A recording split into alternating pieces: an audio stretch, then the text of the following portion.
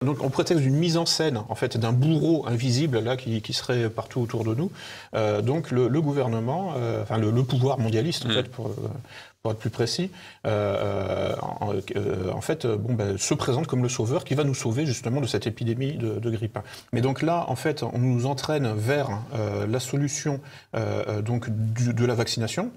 Alors en juillet, donc là le gouvernement pour le coup, le gouvernement, oui, là c'était un document du gouvernement français, a publié sa stratégie de vaccination et a bien compris que il fallait surtout pas parler de vaccination obligatoire. Ils le disent, parce que en fait ça va en quelque sorte éveiller la méfiance justement. Et donc ils précisent bien, il faut gagner la confiance. Ils ont défini 4 étapes.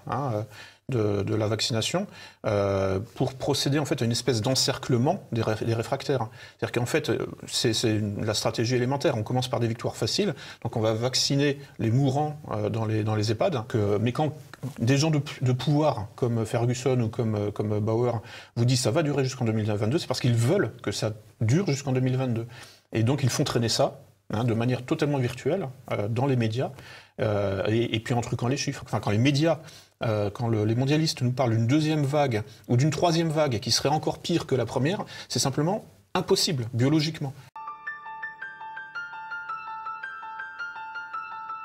That, I'd say is will get attention this time. And that, I'd say is will get attention this time.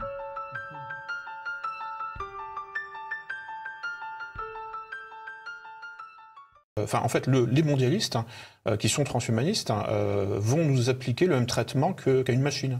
Et alors, en quoi ça va consister concrètement pour les populations, ce reset ? Alors, au prétexte d'une épidémie de grippe, le but des mondialistes, c'est de vacciner un maximum de monde, si possible. Alors, ce que disait Bill Gates, c'était presque tout le monde. Donc alors, il y a déjà premièrement ça, en fait, cette vaccination, qui va permettre de commencer effectivement à fusionner le numérique et le biologique, comme l'annonce Klaus Schwab. Puisqu'en fait, premièrement, donc il y aura effectivement en fait le caractère imprévisible de ce vaccin. En fait, alors, on parle de vaccin OGM notamment. Alors le Conseil de l'Europe a assoupli les règles sur la question justement des OGM, sur la question de la diffusion dans la nature des OGM. La modification de l'ADN. Alors il y a une controverse en fait entre spécialistes, entre ceux qui disent que non, les 2 vaccins là, qui sont en lice, là, c'est-à-dire celui de Pfizer et celui de Moderna, sont des vaccins ARN messagers. Et donc ils ne vont pas modifier votre génome. Et puis il y a d'autres spécialistes qui disent si, ça peut, éventuellement, parce qu'il y a des mécanismes épigénétiques, c'est-à-dire qu'en fait, la transmission de l'information ne veut pas que de l'ADN vers l'extérieur, vers l'ARN, mais ça peut faire une boucle de rétroaction. Ce qui se passe en ce moment, en fait, c'est une application du paradigme cybernétique. Le paradigme cybernétique consiste à ne plus distinguer justement le vivant du non-vivant. C'est-à-dire nous sommes tous des systèmes d'information. La seule chose qui me distingue de mon réfrigérateur, c'est la température intérieure, en quelque sorte. Vous voyez, enfin, je veux dire, après les différences sont purement quantitatives. Mais il n'y a plus de différence qualitative entre le vivant et le non-vivant, entre le sujet et l'objet. Qu'est-ce qu'il adviendra de tous ces hommes remplacés par des machines ? Tous ces hommes qui ne travailleront donc plus? Alors, la solution aussi qui est en train d'être examinée au Parlement, en France, c'est le revenu universel. C'est-à-dire, en fait, ce qui se met en place là, c'est tout simplement une forme d'existence, plus ou moins dégénérée, c'est-à-dire où en fait on ne sort plus de chez soi déjà, ou alors avec une autorisation, et puis en fait, on attend de mourir sans travailler. Et en fait, pour subvenir à nos besoins les plus élémentaires, on reçoit en fait un revenu universel de 500 € pour manger des biscottes. Voilà. En fait, le but là, c'est vraiment de nous atrophier en fait. C'est de transformer notre existence en fait en une espèce de sous-existence plus ou moins dégénérée. Mais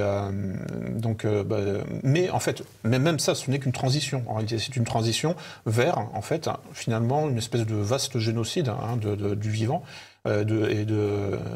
pour en fait nous remplacer, finalement remplacer le vivant par en fait quelque chose qui est beaucoup moins remuant et beaucoup plus prévisible, c'est-à-dire par du numérique. C'est ça, c'est-à-dire que le pouvoir suprême, les gens qui sont tout en haut de la pyramide, les Klaus Schwab et les Bill Gates et autres, en fait ont peur de nous. En fait, ils ont peur du peuple.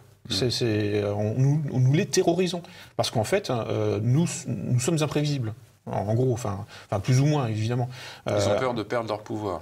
Ils ont peur, oui, du renversement possible, en fait, de leur privilège. Et donc, c'est pour ça qu'ils essayent, en fait, de remplacer le vivant par du non-vivant, parce que c'est plus prévisible, tout simplement. En 2020, il y a eu encerclement, enfin, c'était en quelque sorte emprisonnement physique. Avec tout le système de la consommation, etc. On était déjà encerclés psychologiquement, avec toutes les idéologies du genre, toutes ces bêtises. C'est une prison à ciel ouvert aujourd'hui. Oui, mais c'est la dictature la plus aboutie de toute l'histoire de l'humanité. Bon, là, on est plutôt en fait dans un vaste génocide. En fait, la situation en France est d'une morbidité. J'ai jamais connu ça avant.